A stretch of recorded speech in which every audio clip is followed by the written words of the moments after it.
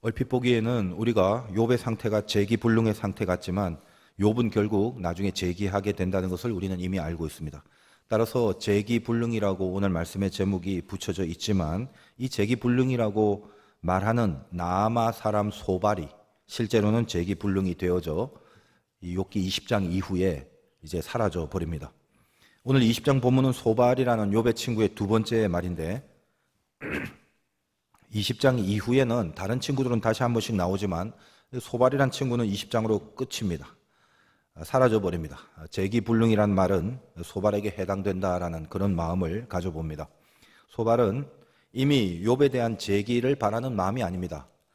이제 이 시점쯤 되면 욥을 용기를 주어서 위로해 주거나 아니면 욥을 붙들어서 같이 친구의 어떤 도움을 주려는 이런 마음들은 전부 다 사라져 버린 이미 그런 상태라고 봐도 무방합니다. 네가 죄인이다 욥한테, 그리고 네가 악하다, 그걸 빨리 어쨌든 고백해내라. 소발의 초미의 의도는 이제는 그거밖에는 없는 것입니다. 오늘 이제 본문도 연장선상에 있는데 이 소발이 이제 두 번째 하는 말입니다만 더 감정적이고 더 단호한 이런 문구들이 많습니다. 악은 나쁜 건데 악은 벌을 받는다. 근데 욥은 벌을 받는 거 보니 너는 악인 아니냐. 항상 이 논리입니다. 그리고 결국 그것을 주장하고 또 그렇다, 맞다, 네 말이 맞다라는 고백을 받아내는 것, 이것이 욥의 친구인 소발의 목표가 되어버렸다는 것입니다. 이제 소발뿐만 아니라 욥의 친구들은 본질적인 위로의 영역에서 완전히 벗어나버리고 이미 죄성이 가득 차게 물들여 버렸습니다. 죄된 마음으로 욥에게 공격하는 그런 차원으로 이제 계속 진행되고 있다는 것입니다. 오늘 본문이 4절부터 이제 8절까지의 내용이 악은 결국 이렇다. 그래서 악이 결국 멸망한다는 말이고 9절에서 11절까지는 바로 욥 네가 악인이다라는 것을 이제 결부시켜서 악인이라는 건 이렇게 된다라고 이야기를 하는 장면입니다. 조금 이제 간단하게 정리를 좀 해본다면 우리가 알다시피 욥의 재난은 크게 나누면 세 가지 아닙니까? 물질, 또 자녀, 건강, 이 세 가지인데 그 세 가지를 어떤 식으로 노리면서 공격하고 있는지 우리 9절 한번 보겠습니다. 그를 본 눈이 다시 그를 보지 못할 것이고 그의 처소도 다시 그를 보지 못할 것이다. 다 무너졌, 집이 다 무너지고 재산이 다 없어져 버렸습니다. 다시 볼 일이 없다는 것입니다. 다시 회복이 안 된다는 것입니다. 욥의 재산에 대한 것을 은근히 지금 얘기하는 것이고 10절 보면 그의 아들들은 가난한 자에게 은혜를 구하겠고 그도 얻은 재물을 자기 손으로 도와줄 것이고, 쉽게 말하면 한마디로 자녀들이 돈을 물어준다 이런 의미인데 욥의 자녀들이 죽게 된 것에 대한 다른 식의 표현입니다. 그러니까 소발을 아는 거예요. 욥이 어떤 재난을 당했는지. 그래서 은근히 이렇다라고 얘기를 하지만 그게 전부 다 구체적으로 욥이 당한 것에 대한 언급이죠. 이제 또 11절은 그의 기골이 청년같이 강장하나 그 기세가 그와 함께 흙에 누우리라. 무슨 말입니까? 욥이 병 걸려 죽게 된 거, 그것을 의미하는 거죠. 건강하지 못하고 죽는다. 결국 방금 읽은 9절, 10절, 11절은 욥이 겪은 고난에 대해서 분명히 지적하는 것이고, 그리고 그 상황은 앞에 있는 4절부터 8절까지 악한 자들이 보통 이런 내용으로 살아가는데 바로 그 내용이 결국 9절부터 11절까지의 결과를 준다. 그러므로 너는 9절부터 11절까지 있는 상태가 바로 딱 너의 상태니까 너는 그 앞에 언급된 4절부터 8절까지의 내용인 악인이다. 지금 이렇게 하려고 하는 거죠. 인간이 연약함이 있으니까 넘어지더라도 다시 일어나는 것은 귀한 신앙이고 그것은 합당한 것입니다. 그래서 신자들이 넘어지는 상태에서 다시 일어나려고 하는 것을 악한 사단이 가만히 내버려 둘 리가 있겠습니까? 7번 넘어져도 또다시 일어나는 것, 그게 은혜고 그게 우리 모습이어야 마땅하지만 다시 일어나지 못하게 하는 세력들이 분명히 있는데 그것이 무엇인가? 이것을 알면은 우리가 일어나는 데 있어서 대처할 수 있는 힘들이 생겨지게 된다는 것입니다. 일어나지 못하게 밑에서 자꾸 잡아당기는 어떤 힘이 있어요. 너 이제 올라서면 안 돼. 넘어진 채로 그냥 있어. 그냥 쓰러져. 그냥 여기 있어라. 야, 너 일어나지 마. 이렇게. 영적인 재기불능. 현실적인 재기불능뿐만 아니라 우리 신자라는 것은 현실과 영적인 게 다 연결이 돼 있지 않습니까? 그러니까 근본적으로는 우리의 영적인 재기불능을 만드는 핵심적인 어떤 이유, 그게 뭐냐? 이 소발을 통해서 주님이 주시는 메시지는 이제 한 가지입니다. 초조함 그리고 조급함. 이 초조함과 조급함이라는 것입니다. 우리를 재기할 수 없게 만드는 영적인 요소. 혹시 우리 사이에 초조함과 조급함이 없는지 한번 살펴보기를 바라면서, 보통 초조하다, 조급하다라는 말을 국산말로 대강 어떤 느낌인지 우리는 알잖아요. 그러나 성경에서는 히브리 원문을 우리말로 번역하기 때문에 실은 조금 더 깊이 있는 말을 해야 되는데 그런 표현이 없다 보니까 초조나 조급이라는 말로 그렇게 번역을 했지만, 이 시간에는 조금 이 성경에 쓰여진 단어를 더 깊은 의미를 좀 알 필요가 있습니다. 예를 들면 이제 소발이 2절 이렇게 되죠. 그러므로 내 초조한 마음이 나로 하여금 대답하게 하나니 이는 내 중심이 조급함이니라. 여기 초조란 단어도 있고 조급함이란 단어도 있습니다. 히브리어 이 초조한 마음이라고 할 때 세이파이라는 단어를 쓰는데, 이게 본래 이제 사프란 단어가 있습니다. 거기서 온 겁니다. 사프가 뭐냐? 이렇게 자른다, 나눈다 이런 말이에요. 쪼갠다, 나눈다. 그러니까 내 초조한 마음이란 마음이 원래 뜻이 뭐냐?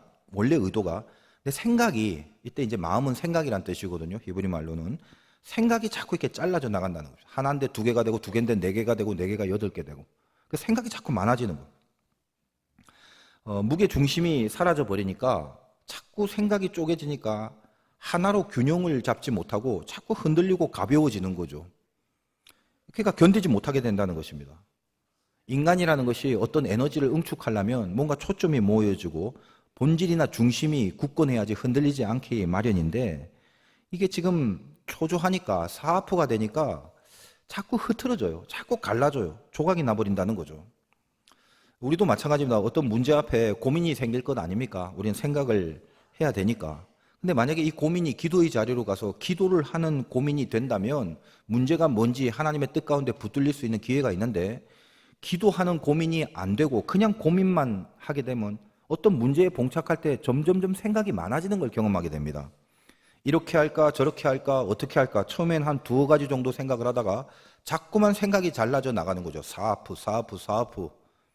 그런 초조함이 나중에는 상념으로 가득 차게 돼버리는 것입니다. 수많은 생각들이 비중이 없는데 비중 없는 생각들만 산만하게 많아지는 것을 경험하게 됩니다. 그것이 이제 사하프죠. 그러니 초조 속에는 항상 불안이 따라오게 되고, 그렇게 초조하게 생각을 아무리 잘라봤자 정답은 보이지 않습니다. 정답은 찾지 못하고 상념에 가득해지는 그런 상태가 되어버립니다. 그런 심리가 바로 이렇게 갈라져서 불안해지는 이 마음이 내가 이제 나로 하여금 이 마음 때문에 대답을 하게 한다라고 소발이 말합니다. 2절 중간 다시 보시면 내 초조한 마음이 나로 하여금 대답하게 하나니. 자, 그렇다면 소발이 어떤 하나님을 향한 혹은 신앙의 마음의 뿌리와 중심을 꽉 잡고 그 상태에서 지금 욥에게 좋은 신앙의 말을 하지 않는다는 걸 지금 스스로 얘기하는 거죠. 다 생각이 잘라져 나가갖고 가볍고 균형이 없고 그런 상태에서 내가 너에게 이걸 통해서 대답을 한단 말입니다. 그러니까 소발은 자기가 말한 것 자체를 보더라도 애초부터 어떤 본질적인 것에 대한 진단을 해주는 그런 말이 될 수가 없는 거죠. 그래서 2절 끝부분에 보니까 이는 내 중심이 조급함이니라, 이렇게 이제 결론을 짓습니다. 2절에는 여기 이제 조급하다는 것도 우리가 국산말은 이해가 됩니다만 조금 깊이 알 필요가 있습니다. 히브리 말로 후시라고 하는데 이게 굉장히 특이한 단어예요. 그러니까 사실 이제 이건 우리나라 말에는 없는 거기 때문에 이제 알 필요가 있는 거죠. 이 후시라는 단어는 아프다라는 뜻하고 즐거워한다라는 뜻이 두 가지가 같이 들어가 있습니다. 아주 특이한 단어죠. 그러니까 이 아프다, 즐겁다, 얼마나 대조적입니까? 대조적인 반대의 뜻이 같이 들어가 있는 단어라는 것입니다. 기쁨과 슬픔, 복합적 감정이 뒤섞여져 있는 상태, 후시입니다. 근데 여기는 지금 그것을 조급하다라고만 표현했습니다. 우리가 이해하기 쉽게 이런 걸 생각해 보면 됩니다. 보통 우울증 환자가 있는데 우울증 환자는 우울한 슬픔과 어둠만 있는 게 아니죠. 대부분 우울증은 조울증의 현상으로 나타납니다. 때로는 어둡다가 때로는 막 날뛰다가 그러지 않습니까? 기복이 심하다는 것입니다. 제가 이 성경을 묵상하면서 소발이 정신적인 문제가 일어났구나 이런 진단을 하게 됐습니다. 원래 세 명의 친구 중에 앞에서부터 살펴보면 좀 알겠지만 소발이 가장 감정적인 측면이 강했어요. 말하는 투나 어필하는 내용들이 자기가 생각한 틀, 이거 절대로 벗어나지 못하고 있습니다. 제가 여러 번 말씀드렸습니다만 이 우울증의 가장 큰 기조는 자기 생각을 바꾸지 않는 거다라고 그랬어요. 그러니까 어떤 틀을 딱 정해놓으면 그 틀 안에서만큼은 누구보다도 집요하고 굉장히 디테일합니다. 그런데 그 틀 바깥으로는 전혀 생각을 하지 않고 그 틀 바깥에 있는 생각이 주입되면은 스스로 차단하는 심리 기제가 일어납니다. 이게 우울증의 증상인데, 그러니까 적어도 그 안에서는, 자기의 생각 안에서는 아주 정밀하게 분석할 수 있는 그런 심리 기제도 동시에 갖고 있다는 것입니다. 그래서 소발은 자기를 잘 알아요. 오늘 본문을 시작할 때 자기 자신에 대한 진단이 너무 확실하지 않습니까? 지금 자기는 뭐래요? 초조한 마음으로, 즉 샤프랍니다. 내가 생각이 자꾸 많아지고 자꾸 나누어지고 수많은 진단들이 머릿속에서 자기를 괴롭힌다는 것입니다. 그래서 어떻게 해요? 어쨌든 내가 그 마음을 갖고 대답할 수밖에 없는데 이는 내 중심이 조급하다. 내 중심이 지금 굉장히 슬픔과 기쁨으로 오르락내리락 하고 있다라고 그렇게 이야기를 하는 것입니다. 그러니까 소발이 어때요? 자기 자신에 대해서 상당히 잘 알고 있죠. 제가 우울증을 겪는 사람들과 이야기하면 이야기의 깊이가 굉장히 깊어집니다. 왜냐하면 말귀를 너무 깊이 잘 알아들어요. 그리고 자기에 대하여 분석하고 있는 것이 굉장히 깊이 잘 분석을 합니다. 그럼 말이 잘 통할 것 같죠? 말 끝내고 그 다음날 되면 또 똑같은 모습으로 또 돌아옵니다. 이게 그 우울증의 특징인데 가끔 좀 정밀하거나 주도 면밀한 사람은 우울질적인 기질이 필요하긴 합니다. 그러나 이것은 기질적으로는 유용해도 이것이 병, 즉 증세가 돼버려 갖고 과도해져 버리면 그때부터 문제가 되는 거죠. 스스로의 상태를 잘 알고 있는 소발. 그러므로 우리가 어떤 사람이나 사건을 보고 해석을 하는데 좀 우울증이 있는 사람들은 오늘 이제 초조나 조급이라는 그 사프나 후시 이런 상태에서는 이렇게 드러나게 되는 증후가 있습니다. 이런 우울증을 갖고 있는 사람들은. 예를 들면 우리 감정의 우울이 있는 상태에서 이것이 몸으로 육체로 가버리면 거의 대부분 공황장애를 어떤 식으로든 앓게 돼요. 그리고 이것이 생각으로 가게 되면 거의 대부분 과대망상으로 흐르게 될 확률이 높아집니다. 공황장애나 과대망상이나 뭐냐 하면요, 전부 다 자기 생각의 끝까지 간 거죠. 이건 절대로 사실이 아니지만 내가 이렇다라고 생각하는 끝까지 가서 몸이 아프다라고 느끼거나 아니면 망상을 하게 된다는 것입니다. 이게 심각한 거죠. 여러 가지 생각들이 조각조각 나누어지다가 생각 밖에 있는 것을 생각해내지 못하고 생각 밖에서 들어오는 것들은 다 차단해버리고 내가 지금 틀렸다, 내 생각이 틀렸다, 잘못됐다라는 것을 바깥에서 뭔가가 들어와야 비교가 돼서 알 건데 바깥의 것이 들어오지 않다 보니까 자기 틀 안에서 절대로 자기가 틀렸다거나 잘못됐다라고 생각하지 못하는 병. 이것이 우울증이 몸으로 갔을 때는 공황장애로, 생각으로 갔을 때는 과대망상으로 되어버린다는 것입니다. 여러분 공황장애 한번 보십시오. 분명히 자기가 아파요. 정말 죽을 것 같아요. 그래서 밤에 응급실 불러갖고 실려갑니다. 그래갖고 쭉 진단하고 진료를 해버리면 아무런 이유가 없어요. 어디 아픈 데가 하나도 나오지 않습니다. 근데 본인은 정말 죽을 것 같거든요. 왜? 내 몸이 아프다라는 틀 속에서 아프다라고 생각하는 그 틀 안에서 자기는 아픈 겁니다. 과대망상도 맞습니다. 분명히 아니에요. 아닌데 본인은 그렇게 믿어버리고 있는 것입니다. 원래 이 과대망상이 어디서 나오냐면 인생이 살다가 어떤 열등감 혹은 패배 이런 걸 경험하지 않습니까? 그러면은 그것을 보상하려는 심리가 자기한테 큰 부담이 돼서 상처가 돼버리는 거예요. 그런 사람들은 보통 과대망상증이 생기기 마련입니다. 그러니까 과대망상이 있는 사람한테는 너 그거 잘못 생각한 거야. 그거 틀린 거야. 아무리 이렇게 얘기를 해줘도요. 듣는 순간 불쾌하기만 하지. 이걸 맞다. 내가 진짜 틀렸구나. 내 생각이 잘못됐구나. 그런 생각을 못하게 된다는 것입니다. 근데 이것이 자기만 그러면 좋은데 이렇게 망상으로 가버리게 되면 남들한테 피해를 주는 사례들이 생겨서 문제가 됩니다.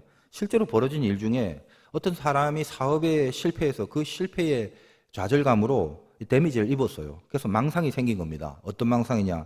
내가 이제 공무원이구나. 이런 과대망상이 생겨버리는 바람에 출입증까지 위조해서 서울에 있는 정부청사에 들어가 불을 지르고 자살을 한 사건이 있습니다. 실화예요. 예전에 그 레이건 대통령이 그 저격 사건 당했는데 그때 존 힌클리 주니어라는 사람이 있습니다. 그 사람이 망상이 뭐냐? 조디 포스터라는 그 여배우가 자기를 사랑한다라고 망상을 하는 거예요. 그래서 레이건을 죽이면 조디 포스터가 자기한테 사랑을 고백할 것이라고 생각을 하게 됩니다. 아니 무슨 논리도 없고 일관성도 없어요. 그냥 자기가 그렇게 생각해 버리는 것입니다. 그래서 레이건을 저격한 사건이 일어나지 않습니까? 싫어하고요, 이거는요. 지금 제가 왜 이런 말씀을 드리냐면 소발이 욥을 비난하는 내용을 보면 자기 감정의 극에 따라서 망상적인 발언을 하게 되는 걸 보게 됩니다. 예를 들면 여러분 한번 5절 보세요. 욥에게 하는 말입니다. 악인이 이긴다는 자랑도 잠시요 경건하지 못한 자의 즐거움도 잠깐이니라. 어떤 말이 숨겨져 있습니까? 그 뒤에 있는 9절부터 11절은 욥에 이런 일을 당했으니까 욥은 너는 악하다라는 결론을 내려놓고 하는 것이고 그 악한 욥의 그 악한 내용이 지금 4절부터 8절까지 있다고 그랬죠. 너 뭐라고 생각하냐면 악인이 이긴다. 그렇게 너는 자랑한다. 지금 이렇게 소발이 생각하는 거예요. 언제 욥이 악이 이긴다고 말한 적이 있습니까? 근데 소발이 망상이 되는 거예요. 이 욥은 반드시 악해서 악한 것을 고백해내야만 이 소발의 직성이 풀리니까 너 맨날 악인이 이긴다고 자랑하는데 그거 잠깐이다. 아시겠습니까? 지금 이런 식으로 얘기를 하는 거예요, 소발이. 그리고 표현들이 벌써 좀 조급하죠. 아까 조급이란 말이 후시라고 그랬죠. 슬픔 혹은 기쁨, 대조적인 것이 아래 위로 막 극단적인 섞여 있다고 그랬습니다. 6절 한번 보십시오. 소발의 표현. 그 존귀함이 하늘에 닿고, 이 존귀라는 고급한 단어를 쓰다가 그 머리가 구름에 미칠지라도 7절 자기의 똥처럼 영원히 망할 것이다. 갑자기 똥 이런 거 나와요. 여러분 존귀와 똥 이런 대조적인 표현들 보면 지금 이 소발의 상태가 상당히 안 좋다는 것을 알게 되는 거죠. 이렇게까지 여기까지 파악하는 게 아무나 그렇게 파악할 수는 없는 것입니다. 여러분 잘 한번 이 소발의 상태를 보면서 여러분들도 좀 조심해야 돼요. 얘가 왜 이러나 이러지 말고요. 살기 힘들잖아요, 요즘. 패배도 경험하고 또 열등감도 느끼지 않습니까? 그때 어떤 작은 자극 같은 게 올 때 혹시라도 오늘 소발처럼 사프나 후시 쪽으로 가게 되면 곤란합니다. 우리 살기 힘든 여자 성도님들 자꾸 이렇게 거울을 보면서 이렇게 왜 이쁘지? 뭐 이거 곤란해요. 그때부터 뭐 개구리 보면 뽀뽀하고 싶고 뭐 주변에 키 작은 사람들만 보면 막 일곱 난장이 같이 보이고 사과만 먹으면 막 졸리고 뭐 이런 사람들 병원에 좀 가보셔야 돼요. 이런 사람들은.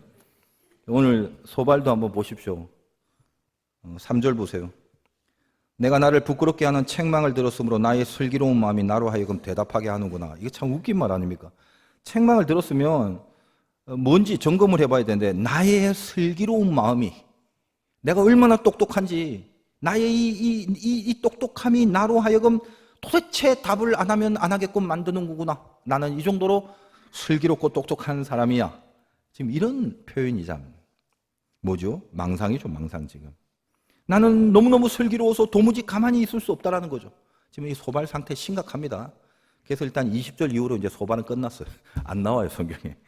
병원에 이제 실려간 거죠. 지금 제가 이렇게 원어를 살펴보는 깊은 작업을 안 하더라도 그냥 단순하게 여러분 여기 초조나 조급이라는 이 소발의 상태, 그거 알잖아요. 대강 알고 있는 상태. 근데 그런 상태 정도만 우리가 알고 있는 입장에서의 그 정도 차원의 의미만이라도 혹시 여러분의 마음이 초조하거나 조급해지면 영적 재기가 굉장히 힘들게 됩니다. 생각들이 산만하게 갈라져서 붕 떠 있는 상태 있잖아요. 어디 가면 막 조그만 날파리들이 계속 위에서 앵앵거리면서 막 따라오는 거 그런 경험하죠? 그거거든요. 그러니까 조급함이 생기면 이미 그건 이제 상태가 이렇게 본질에서 빗나가 있는 것입니다. 어떻게 해야 됩니까? 말할 것도 없이 다시 무게 중심을 잡아야 되죠. 여러분 잠수함이 바다에서 최고의 무기가 되는 이유가 뭡니까? 바다 위에 아무리 험한 폭풍이 몰아쳐도 이 깊은 곳에서 잠수함은 움직이기 때문에 요동치지 않는 그 힘 때문에 강한 거죠, 잠수함이. 물 위에 떠 있는 것은 가벼운 배든 큰 배든 센 바람, 폭풍이 몰아치면 이리저리 흔들리다 토하고 멀미하고 뒤집어지고 그러잖아요. 따라서 우리가 여기 있는 조급함, 초조함 이렇게 가지 않으려면 제일 중요한 게 나의 어떤 영적 무게 중심, 요거 잘 잡아야 됩니다. 어떻게 해야 됩니까? 솔루션이 뭐죠? 말씀 가운데 일단 분명히 기억하실 게 있습니다. 문제가 생겼습니까? 그럼 일단 회개를 해야 됩니다. 회개. 다시 여러분의 문제가 생기면 고민도 하고 걱정도 하겠지만 인정합니다. 그러나 빨리 돌아와서 회개를 해야 됩니다. 잘못한 거 없는데요. 그건 이제 두고 봅시다. 일단 회개를 합시다. 문제를 풀라고 하지 말고 그래봤자 우리 머리로 풀리지 않아요. 마귀는 자꾸 망상만 생기게 만들어버려요. 그러니까 회개를 해야 되는데 회개는 뭐다? 자기 잘못을 자꾸 추적해 들어가는 작업을 하잖아요. 회개 속에 들어가면. 내 잘못을 추적해 들어가는 것은 내 플레임을 벗어서 내가 생각하고 있는 틀을 벗어나가는 거예요. 내 잘못을 계속 추적하는 작업이기 때문에 이것이 우울증을 깰 수 있는 능력이 됩니다. 굉장히 지금 중요한 건데 가장 빠른 회복은 회개부터 있다라는 거예요. 여러분 우울증이 심하면요 그 사람은 기도하는 자리까지 가기는 가요. 그 사람도. 그리고 나서 기도하면서 가만히 보면 본질적 회개 절대 안 합니다. 억울함만 호소합니다. 억울하다고 울고 눈물 콧물 다 짜는데 가만 보면 기도가 아니라 속에서 뭡니까? 억울하다고 부르짖고 한참 그러다 그냥 집에 가는 거예요, 그게. 여러분, 한나의 기도는 굉장히 중요한 샘플이 됩니다. 기도에. 자기를 괴롭히는 분인나를 기도 속에 욕하거나 저주하지 않죠. 웬만하면 그거 억울해서라도 아니 한 번쯤 하나님 저 분인나 저런 걸 막 이러면서 한번 화를 내고 저주할 법도 하잖아요. 근데 한나의 기도를 한번 보세요. 한 번도 분인나에 대한 언급, 자기 억울하다라는 그런 기도 안 합니다. 억울해하지 않는 심령으로 깊은 곳에서 심령을 토하는 기도, 하나님이 그거 보시고 당대 최고의 선지자인 사무엘을 한나에게 주지 않습니까? 회개는요, 잘못을 뉘우치는 것도 기본적인 회개지만 억울해하지 않겠다는 기도, 이게 사실은 회개예요. 인생에 있어서 억울한 마음이 있으면 절대 회개가 진심으로 안 됩니다. 성경에 보면 제가 보니까 예외가 없는 그런 진리가 있더라고요. 뭐냐? 하나님은 단 한 번도 어떤 사람의 잘난 것을 보고 사용한 적이 없습니다. 회개한 사람들을 사용했어요. 항상. 제가 성경을 보니까 터득한 진리가 그거예요. 예외가 없더라는 것입니다. 왜요? 회개는 모든 초점을 이제까지 나 자신만 위하고 나만 위하고 나만 보고 나만 잘 되기를 그렇게만 생각하다가 회개는 내가 잘못한 것을 억지로라도 집요하게 생각해내고 묵상하고 그 성령의 감동을 받으려고 노력을 하면서 어떻게 가냐 하면 내 생각에서부터, 나를 위한 생각에서부터 하나님을 생각하고 하나님을 위한 생각으로 전향되는 열매를 갖게 됩니다. 소발의 문제가 뭐다? 내 잘못을 인식하지 못하는 것에 있다라는 거. 그 본문에서 명백히 알 수 있어요, 사실은. 왜 소발은 나만 알고 살아가는가? 오직 나를 위해서. 여러분 2절, 3절 한번 볼게요. 얼마나 많은 중요한 단어가 나오는지 한번 보십시오. 그러므로 내 초조한 마음이 나로 하여금 대답하게 하니 이는 내 중심이 조급합니다. 내가 나를 부끄럽게 하는 책망을 들었으면 나의 슬기로운 마음이 나로 하여금 이렇게 읽어보니까 확 다르죠. 여러분이 처음에 읽었던 거. 그게 여러분과 저의 안목의 차이죠. 잘 보십시오. 나밖에 없어요. 나밖에. 이 두 절에, 꼴랑 두 절에 어떤 거죠? 정상이 아니죠. 처음부터 끝까지 나만 위한 사람, 나를 본의로 생각하는 사람, 이런 사람은 회개 자체가 힘듭니다. 하나님은 역사를 이렇게 보면요, 항상 회개하는 사람을 사용해 주셨어요. 못됐고 죄가 있고 뭐 이런 사고를 치더라도요, 그렇다고 버리지 않습니다. 회개를 하면 씁니다. 그래서 진짜 영광은 늘 회개하는 사람들과 함께 드러났지 처음부터 끝까지 잘난 사람한테 영광을 드러낸 적이 제가 볼 땐 거의 없어요. 왜 그럴까요? 하나님이 쓰시기 때문에 잘 쓰임받을 수 있도록 나를 죽일 수 있는 사람만 하나님은 쓰십니다. 그게 정답이에요. 그래서 이 나를 죽이려고 때로는 고난, 때로는 풀무불, 때로는 불 속에, 때로는 환란 속에 집어넣어서 나 죽이는 법을 만들어 나갑니다. 그게 단련이에요. 그게. 제가 그저께 그 대전 계룡대 국군본부교회에서 그 육해군 기독장교 집회를 하고 왔습니다. 제가 제일 좋아하는 사무엘상 30장에 있는 에봇을 내게로 가져오라는 제가 제일 좋아하는 그 구절을, 그 다윗의 외침을 설교하였는데, 저를 이제 그 전날 대접하고 식사를 준비해주고 맞이해주신 공군 참모총장님 보니까 너무 참 귀한 믿음을 가진 지휘관이라서 제가 아무튼 식사를 하고 같이 대화를 하면서 얼마나 마음이 든든한지 참이 감사를 했습니다. 금요일 날이죠. 오전에 예배 끝나고 나서 이제 식당에서 같이 이제 참석한 분들과 조찬을 하는데 테이블이 이제 헤드 테이블이 한 4개 정도 이렇게 거기 뭐 이렇게 여러 명이 쭉 모여갖고 같이 식사를 하는데 대충 이렇게 제가 쭉 훑어보니까 제 앞에 포스터부터 시작해서 그 자리에 앉은 사람만 별이 20개가 넘더라고요. 제가 그걸 보고 지금 이 말은 여자분들은 잘 모를 거예요. 근데 제가 보면 마음이요. 야, 아직 지금 우리나라의 지휘관들 중에 믿음의 사람들이 참 많다는 그런 생각이 들어서 이 가슴이 괜히 든든했습니다.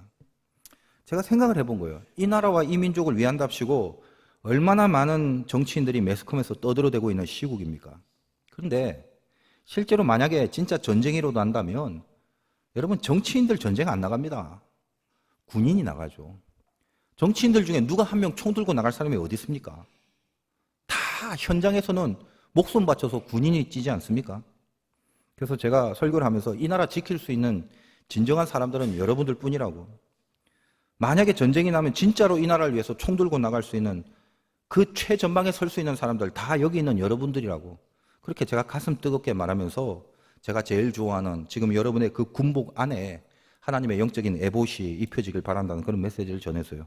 그 말씀을 전함과 동시에 저에게도 해당되고 여러분들에게도 중요한 말인지라 이 사무엘상 30장에 있는 말씀, 제가 전한 말씀과 함께 조금 요약해서 여러분들에게 다시 한번 보겠습니다. 당시의 상황이 다윗이 이방 족속과의 싸움에도 벅찬 판에 사울이 자꾸 이제 다윗을 잡아 죽이려고 하니까 얼마나 견디기 힘들었겠습니까? 그러니까 결국 원래 그러면 안 되는데 다윗이 망명을 해버렸어요. 어디로? 블레셋으로 망명을 해버렸어요. 그래서 블레셋 왕이 참 기특하다. 골리앗 죽일 때는 내가 좀 싫어했는데 잘 왔다. 그래서 시글락이라는 성을 할애해 줍니다. 그래서 부하들하고 거기서 이제 살고 있는데 이게 망명을 했지만 워낙 다윗이 강성이잖아요. 과연 망명의 진정성이 있는가를 좀 시험해 보고도 싶고 그래서 블레셋이 다시 이스라엘을 공격하는 진열에 다윗 보고 오라고 합니다. 여기 같이 가자고. 어떻게 하겠어요? 울며 겨자 먹기로 가는 거죠. 가는 도중에 블레셋 사령가들이 의심도 하고 막 미움도 있고 견디다 못해서 출전 3일 만에 다시 다 돌아옵니다. 시글락으로 다윗의 무리들이 도저히 못 가겠다는 거죠. 막상 돌아와 봤더니 그 사이에 아말렉이란 또 다른 이방 족속이 이 시글락 성을 쳐서 다 불태우고 다윗의 처자식, 신하들의 처자식 다 끌고 가버린 거예요. 정말 망연자실한 일이 벌어졌습니다. 그것이 사무엘상 30장에 있는데 혹시 여러분 그 말씀 한번 띄워줘 보세요. 있으면은 찾으셔도 됩니다만 그냥 봐도 됩니다. 그러니까 그때 그 표현이 1절에 보니까 1절 저 뒤에 그들이 시글락을 쳐서 불사르고 2절에 젊거나 늙은 여인들 한 사람도 죽이지 않냐고 다 사로잡았답니다. 3절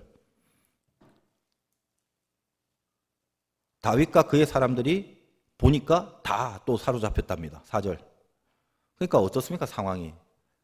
그와 함께한 백성이 울 기력이 없도록 소리 높여 울었더라. 난리가 난 거죠. 5절 다윗의 아내도 다 잡혀갔답니다. 6절 백성들이 자녀 때문에 마음이 슬퍼서 다윗을 돌로 치자하니 저 부분이 중요해요. 지금 신하들은 다윗과 함께 산전수전을 같이 했던 사람들이나 완전 혈맹들이에요.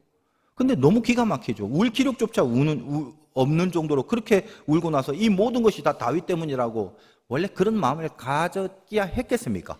근데 워낙 슬픈 지경에 있다 보니까 그 화를 전부 돌을 들어 다윗을 치려고 했다. 저는 인생에 있어서 다윗이 가장 힘들었을 때가 바로 저 때일 것 같아요. 그 부하들이 돌을 들고 치려고 다가오는 거. 근데 그때 이제 어떻게 합니까?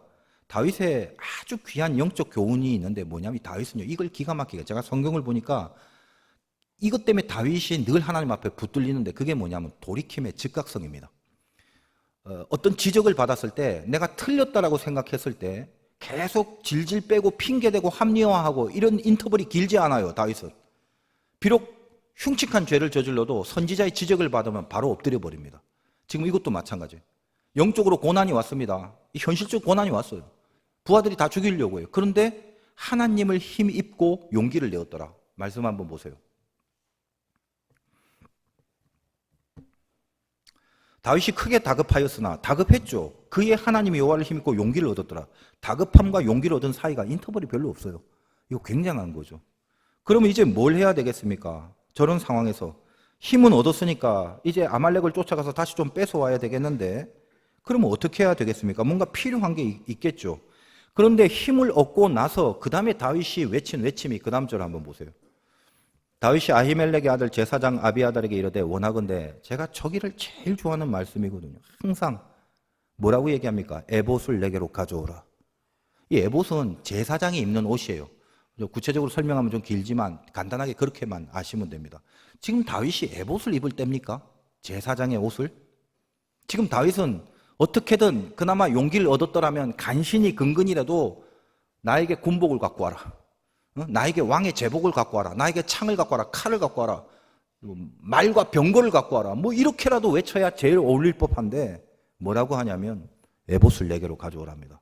저는 이게 참 미칠 것 같은 감동을 늘 줬어요. 그리고 늘 지금도 저 말씀을 보면 제 가슴이 뜨겁습니다. 늘 이렇게 적어놓고 있어요. 가장 시급할 때, 막막하고 답답할 때, 막 분산이 되고 산만해서 어떻게 할까라고 할 때 우리가 찾아야 될 게 뭐냐? 다윗의 고백이에요. 에봇을 내게로 가져오라고.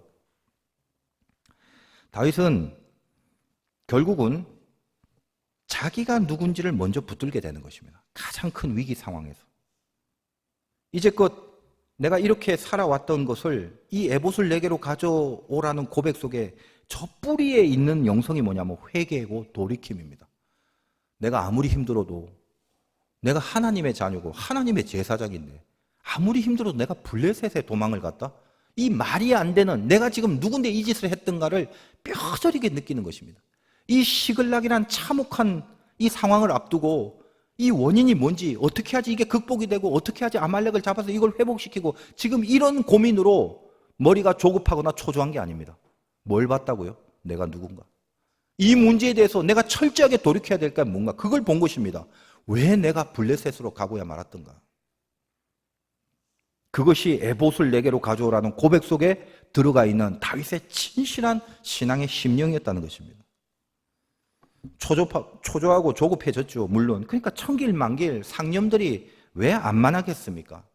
내가 왕이기 전에 군대의 사령관이기 전에 나는 누구냐? 모든 상념을 다 뒤로 하고 나는 하나님을 믿고 하나님을 예배하는 하나님의 자녀라는 거. 이걸 내가 놓치지 말았어야 하는데 왜 블레셋으로 가버렸던가? 그것을 깨달아 드디어 자기 잘못으로 알고 회개와 돌이킴의 심령으로 고백을 하는 것. 그것이 에봇을 내게로 가져오라는 깊은 다윗의 외침입니다. 아니 왜 이렇게 만들었어요? 일을 왜 이 지경이 되게 했어요? 라고 하나님을 원망하거나 아니 그래도 이제까지 하나님 일한답시고 여러 가지로 열심을 냈는데 이게 도대체 뭡니까? 라고 자기 억울함을 토로하지 않았습니다. 자기의 정체성 그거 다시 붙들면 회개가 나오는 거예요. 이제 예배자로 예배자의 신분으로 내 영적 제사장의 신분으로 그렇게 나아가겠다는 것입니다. 군사의 힘으로 인맥의 힘으로 돈의 힘으로 돈 갖고 와라 인맥을 갖고 와라 무슨 사람들을 데리고 와라가 아니라 에봇을 내게로 가져오라. 나는 하나님의 사람이고 하나님을 예배하는 하나님의 자녀로 그걸로만 나아가겠다는 거죠. 하나님의 그 모습을 보고 하나님이 흥분하셨어요. 그래서 물어봅니다. 다윗이 에봇을 입고 하나님 아말렉 쫓아갈 수 있겠습니까? 따라 미칠 수 있겠습니까? 하나님 흥분하지. 반드시 따라잡을 수 있을 것이다. 하나님도 가오가 계신 분이라서 웬만해서 이 부사 상당어구 이런 거 잘 안 씁니다. 그런데 반드시라고 꼭 짚어줍니다. 왜? 하나님의 마음에 감동이 돼버린 거예요. 그리고 이 에봇을 입고 나서 실제로 어떻게 됐습니까? 따라가죠. 아말렉까지 따라가서 쫓아가 진멸하고 모든 것을 다시 찾아오게 합니다. 막막하고 답답한 영적 시글락이 우리들에게 있습니다. 그런 위기들이 있다고요. 그때마다 제일 먼저 해야 될 게 뭐냐? 내 잘못에 대한 회개를 하는 것. 이것이 지금 소발을 통해서 교훈받아야 될 것과 지금 다윗의 이야기를 같이 합해서 저와 여러분의 마음속에 주시는 하나님의 메시지라는 것입니다. 내 잘못에 대한 회개. 나는 지금 이 일에 대해서 군복을 입고 나갈 것인지 왕의 제복을 입고 나갈 것인지 칼을 들고 나갈 것인지 돈을 들고 나가야 될 것인지 지금 여러분의 고민이 무엇입니까? 산산이 2개, 4개, 5개, 6개로 쪼개지는 여러분의 생각의 조급함과 그 마음의 초조함이 도대체 뭐냐 이 말이에요. 거기에 왜 이렇게 되었는가라는 그런 억울하다는 생각이 혹시 들어가 있거나 정답도 없으면서 괜히 방황만 하고 그냥 마음과 가슴만 그렇게 콩티드 파티드 하는 그런 인생을 혹시 살지는 않습니까? 어떻게 하지 답을 얻을 것인가라고 방황을 하고 혹시 있습니까? 간단합니다. 영적 에봇. 이거 입는 것부터 시작하라는 것입니다. 무조건 돌이키고 무조건 잘못하고 무조건 회개하는 그 마음과 애통함으로 하나님 앞에 먼저 나가라는 거예요. 진짜 잘못했는지 진짜 잘못 안 했는지 그건 중요한 게 아닙니다. 여러분이 잘못을 토로하고 하나님 앞에 나의 회개를 그것을 시작하는 순간 하나님은 그것을 바라보면서 결국은 당신께 붙들리고자 하는 영적 실마리를 얻게 되는 거예요. 우리를 붙잡을 수 있는 고리를 우리가 회개하는 그 순간 영적으로 그 고리를 하나님이 붙들어 주시게 된다는 것입니다. 제가 본부교회에서 말씀 전하면서 그 자리에 앉아있는 모든 군인들의 그 군복 안에 영적인 에봇이 입혀져 있기를 간절히 기도하고 그렇게 말씀을 전했습니다. 어제 그 총장님이 문자가 왔는데 목사님 에봇을 늘 간직하고 살아가겠다고 그렇게 하시는 고백이 가슴이 좀 뭉클해지더라고요. 그리고 내가 진짜 나라와 민족 말로만 하지 말고 일단은 군인들을 위해서 꼭 기도해야 되겠다. 사실 이런 다짐도 생겼습니다. 지금 이 말씀은 비단 이 나라를 지키는 군인들에게만 했던 설교는 아닙니다. 제가 그 말씀을 준비하면서도 제 자신에도 한번 동일하게 적용을 시키면서 다짐을 했던 시간이었습니다. 또 여러분도 마찬가지로 여러분은 그냥 일반인 민간인이 아니라 성경에 보면 여러분 전부 다 그리스도의 군사로 불림받았다고. 왜요? 싸움이 있기 때문에 그래요. 그냥 편안하게 사는 인생이 아니기 때문에 그렇습니다. 그러나 그런 싸움 가운데 가끔은 초조해지고 조급해져서 뭘 어떻게 해야 될지 모르는 상태도 왜 없겠습니까? 생각이 많아지고 갈라지고 또 갈라지고 무게중심은 점점 가벼워서 이제는 막 실바람에조차도 이리저리 흔들리고 있을 수 있다는 것입니다.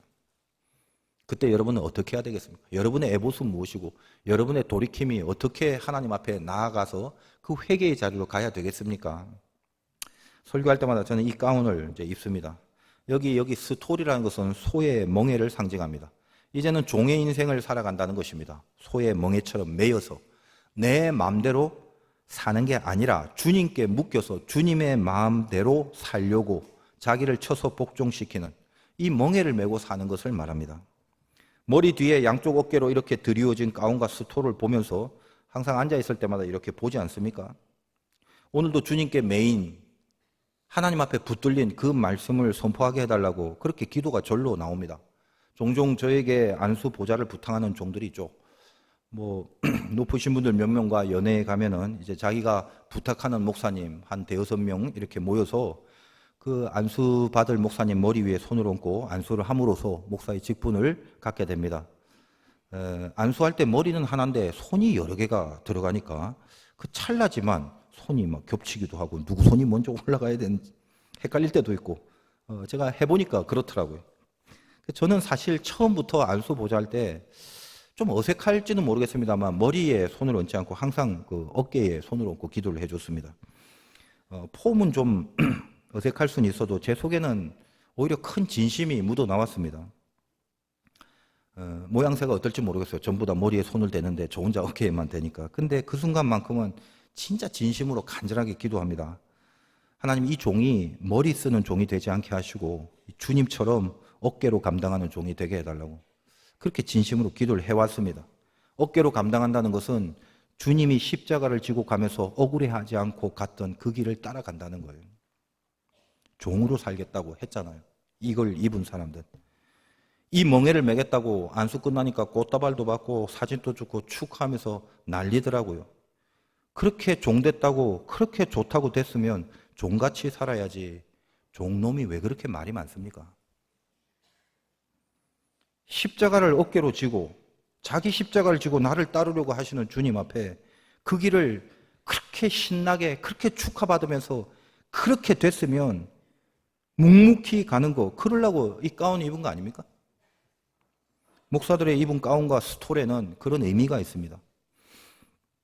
신학 박사 학위를 받고 나면 이 가운 양쪽 줄에 3개의 줄을 넣은 박사 가운으로 갈아입고 서더라고요.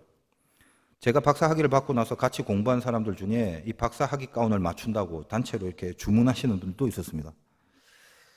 그런데 만약에 이 가운과 스토리 아무리 멋있고 아무리 화려하고 줄이 3개가 아니라 4, 5개가 쳐져 있는 가운이라 할지라도 내가 하나님께 종이 되어 이렇게 멍에에 매여 살아갈 종이라는 그런 진정한 제사장의 영적 에봇으로 이 가운을 입지 않는다면 이 스토리 길면 길수록 이 줄이 많으면 많을수록 이 색깔이 화려하면 화려할수록 하나님과 멀어지는 참담한 종으로밖에 살 수 없지 않겠습니까? 저에게는 주일에 입는 이 가운과 스톨은 늘 앉아있을 때마다 멍에가 되어달라는 기도를 하게 만듭니다. 그 진심으로 나의 중심이 그 진심으로 잡혀있으면 그때부터는 세상의 모든 것들이 그렇게 조급하거나 그렇게 초조할 일들이 없게 되는 깊은 무게 중심이 생기게 됩니다. 여러분도 마찬가지입니다. 여러분이 입고 있는 옷, 그 자리, 그 상황, 그 위치, 그 처지, 거기서 여러분이 해야 될, 붙잡아야 될 중심이 무엇입니까? 산만해지고 천길만길 갈라지는 생각과 고민 속에 이것도 저것도 못하고 맨날 그렇게 가볍게 콩튀듯 파티듯 하면서 살아가는 그런 불안한 모습으로 인생을 살려고 하십니까? 여러분이 초조하고 조급한 경험을 할 때 늘 그 안에만 있으면 절대로 재기는 불능입니다. 깊은 무게중심으로 다시 밑으로 내려가야 됩니다. 폭풍이 불더라도 흔들리지 않으려면 위에 있으면 다 흔들려 버려요. 바닥으로 내려가 앉아야 됩니다. 어떻게 그런 무게중심이 가능한가? 내 잘못을 인식하고 잘못이 있는지 없는지를 따지는 게 아니라 바로 하나님 앞에 나의 통회함을, 그리고 잘못했다라는 회개를 하려는 의도를 갖고 엎드리며 억울하다라는 생각을 다 버리고, 하나님이 지금 나를 보고 계시는데 진짜 하나님이 보신다면 이 세상에 억울한 게 뭐가 있습니까? 정말 하나님을 믿는다면 내가 억울해할 이유가 없음을 알게 되는 거죠. 문제를 풀려고 하기 전에 그 문제와는 비록 상관없이 보일지 몰라도 지금 내 안에 회개의 영성을 찾아야 됩니다. 진짜 잘못이 있냐 없냐의 문제 이전에 모든 것을 나의 잘못으로 받아들이려는 그 심령을 하나님은 십자가의 모습으로 바라봐 주시기 때문입니다. 이것이 우리의 영적 요령이에요. 그리고 지금 제가 이렇게 설교를 한다 해도 여러분 솔직히 다 해보셨거든요. 여러분 회개의 자리에 가서 문제가 있고 고민이 있을 때 막 기도하다가 갑자기 성령이 나를 감동시켜서 생각하지도 못한 회개를 할 때가 있었지 않습니까? 그동안. 그러면 그 회개 속에서 이상하게 자기 잘못에 집중하게 되고 통회하는 심령이 생기게 되고, 그럴 때 하나님이 깊은 곳에서 나를 강하게 붙드시는 은혜, 분명히 죄를 고백했는데 벌을 받거나 질책을 받는 건 둘째치고 하나님이 나에게 주시는 깊은 평안, 느닷없이 그런 거를 체험하면서 살아오셨지 않습니까? 다 아시는 거거든요. 여러분 문제가 있습니까? 그리고 혹시 재기불능이라고 생각하십니까? 그걸 어떻게든 풀라고 여러분의 머리를 쓰기 전에 그 초조함과 조급함 잠시 접어두시고 주님 앞에 나와서 영적인 애봇, 내가 하나님의 자녀라는 거 다시 한번 생각하시고 내 잘못에 대한 통렬한 회개부터 시작을 해보시기 바랍니다. 요동치는 파도 위에 있다가 고요한 평안 속으로 하나님이 끌어가시는 은혜와 능력을 그때 만나게 될 것입니다. 재기하시기를 주님의 이름으로 축원드립니다.